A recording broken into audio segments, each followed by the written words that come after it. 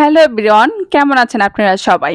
আজকে আমি আপনাদের সামনে সম্পূর্ণ নতুন একটা ভিডিও নিয়ে চলে এসেছি।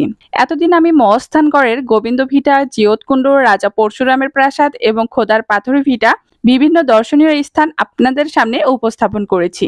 তবে এটাই আমার মহস্থানগড়ের লাস্ট ভিডিও। আজকে আমি আপনাদের সামনে উপস্থাপন করব মহস্থানগড়ের জাহাজ ঘাট। আর এই মহস্থানগড়ের প্রতিদিন দূর দূরান্ত থেকে অনেক দর্শনার্থী বেড়াতে আসে। আর এখন আমি দাঁড়িয়ে আছি জাহাজ ঘাটের সামনে। প্রাচীনকালে মহস্থানগড় একটি গুরুত্বপূর্ণ বাণিজ্যিক কেন্দ্র ছিল। করতা নদীর এই অঞ্চলে ব্যবসা বাণিজ্যের জন্য একটি গুরুত্বপূর্ণ মাধ্যম ছিল। ধারণা করা হয় বারাণসী বিলের সাথে করতার সংযোগ থাকার কারণে এখানে বড় নৌকা এবং জাহাজ ভিড়ত এবং সেখান থেকে পণ্য পরিবহন করা হতো।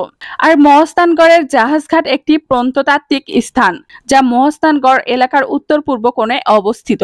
প্রাচীনকালে করতা নদীর সঙ্গে এই এলাকার সংযোগ ছিল এবং কোনো বড় ভূমিকম্পের কারণে সেই সংযোগ বন্ধ হয়ে যায়। মহস্থানগড় বাংলাদেশের একটি প্রত্নতাত্ত্বিক স্থান এবং একসময় পুণ্ড্রবর্ধন রাজ্যের রাজধানী ছিল। এখানে মৌর্য, গুপ্ত, পাল, সেন সাম্রাজ্যের প্রচুর নিদর্শন পাওয়া গিয়েছে। করতা নদীর পশ্চিম তীরে মহস্থানগড়ের ধ্বংসাবশেষ অবস্থিত। জাহাজঘাট এলাকার নামকরণের সঠিক কারণ জানা না গেলেও ধারণা করা হয় প্রাচীনকালে এখানে জাহাজ বা বড় নৌকা এসে ভিড়ত। সাম্প্রতিক খননকালে এখানে জাহাজ আটকানোর জন্য ব্যবহৃত একটি নঙ্গর পাওয়া গিয়েছে। আর এই স্থানটি মহস্থানগড়ের ইতিহাস এবং ঐতিহ্যের একটি গুরুত্বপূর্ণ অংশ। এছাড়াও মহস্থানগড়ের প্রত্নতাত্ত্বিক জাদুঘর 1967 সালে করতোয়া নদীর কিনারা এবং মহস্থানগড়ের টিলা সংলগ্ন এলাকায় প্রতিষ্ঠা করা হয়।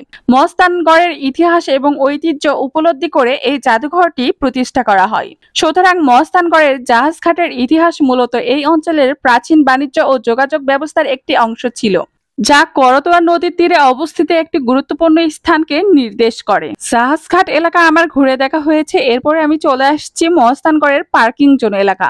দূর দূরান্ত থেকে প্রতিদিন যে দর্শনার্থীগুলো এখানে বাসে, মাইক্রোবাসে এবং কারে করে বেড়াতে আসে, তারা তাদের গাড়িগুলো এই পার্কিং জোনে পার্কিং করে। মহস্থানগড়ের এই পার্কিং জোনটা আমার কাছে বেশ ভালো লাগে।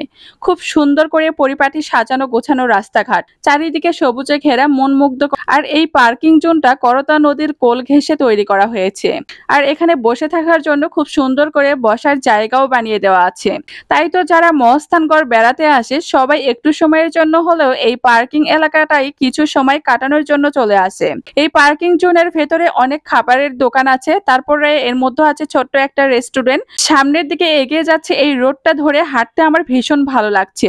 শহরের ব্যস্ততম জীবন থেকে নিজেকে এবং প্রিয়জনকে খুঁজে পাওয়ার জন্য মাঝে মাঝে প্রিয়জনের সঙ্গে সময় কাটানোর জন্য এইরকম নিরিবিলি পরিবেশে এসে কিছুটা সময় কাটানো যায়।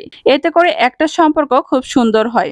আর আমরা বাসায় থাকার কারণে আমাদের একঘেয়েমি চলে আসে, দেন মন মানসিকতাও অনেক খারাপ হয়ে থাকে। এরকম প্রাকৃতিক পরিবেশে কিছুটা সময় কাটালে যে কারো মন মানসিকতা অনেক ভালো হয়ে যাবে। আমার মতন অনেক দর্শনার্থী এরকম প্রাকৃতিক পরিবেশে বসে প্রিয় মানুষগুলোর সঙ্গে, ফ্যামিলির মানুষগুলোর সঙ্গে সময় কাটাচ্ছে। আর অনেকক্ষণ থেকে ঘোরাফেরা করছিলাম, তাই আমি অনেকটাই ক্লান্ত হয়ে গেছি। তাই তো একটু বিশ্রাম নেওয়ার জন্য আমিও বসে পড়লাম।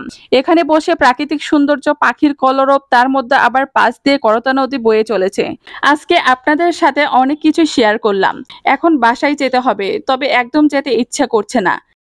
ঘুরতে ঘুরতে অনেক ক্লান্ত হয়ে গেছি, আর বাইরে বৃষ্টি পড়ছে, তাই এখানে বসে একটু রেস্ট নিচ্ছি।